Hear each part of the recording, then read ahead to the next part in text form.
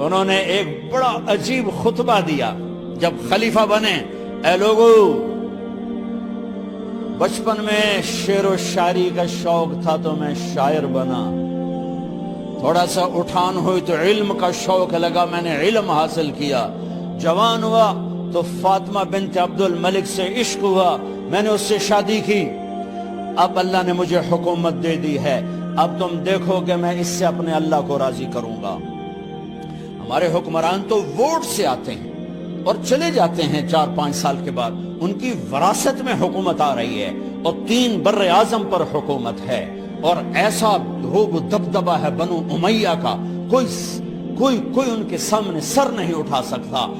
3 بر اعظم میں زکوٰۃ لینے والا کوئی نہ بچا، 3 بر اعظم میں سوال کرنے والا کوئی نہ بچا، 3 بر اعظم میں ظالم کوئی نہ بچا، 3 بر اعظم میں مظلوم کوئی نہ بچا.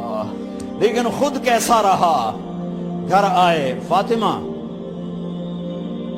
بڑے اچھے دن گزرے ہیں، اب امتحان ہے، میں تیرا حق نہیں ادا کر سکوں گا. طلاق لینی ہے، میں حاضر ہوں. ساتھ دینا ہے تو میرے اپنے حق معاف کرو، اپنے حق معاف کرو.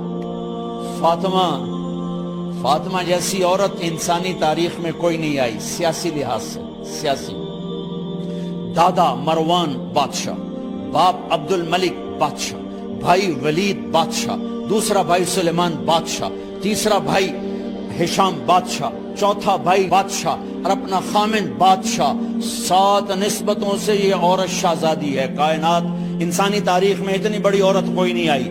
سیاسی.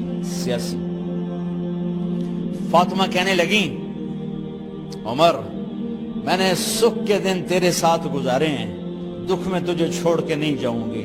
جاؤ، میں نے اپنے سارے حق معاف کیے. پھر حضرت عمر بن عبدالعزیز کی راتیں اور دن کیسے گزرے؟ مسلح پہ بیٹھتے اور روتے وہیں سو جاتے اور روتے وہیں سے اٹھتے. پر 3 بر اعظم میں ظالم کوئی نہ بچا، مظلوم کوئی نہ بچا، زکوٰۃ لینے والا کوئی نہ بچا. اپنی حکومت کو اللہ کی رضا کے لیے استعمال کیا. کیسے استعمال کیا؟ سارے مال فاطمہ کا سارا زیور بیت المال میں ڈال دیا. تنخواہ پہ آ گئے.